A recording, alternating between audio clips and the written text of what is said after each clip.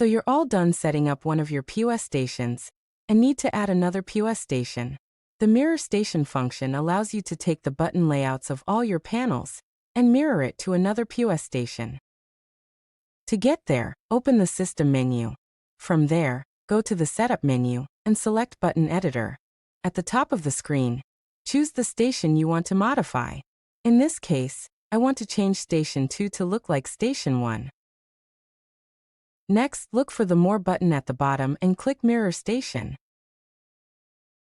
From here, select the station you want to mirror. In this case, I'd like Station 2 to mirror Station 1.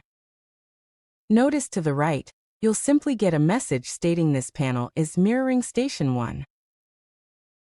Keep in mind, any changes made to Station 1 will be made to stations that mirror it.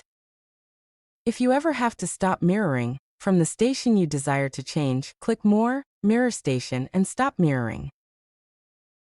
Use this feature when setting up a new station or keeping multiple registers in sync without rebuilding your layout from scratch.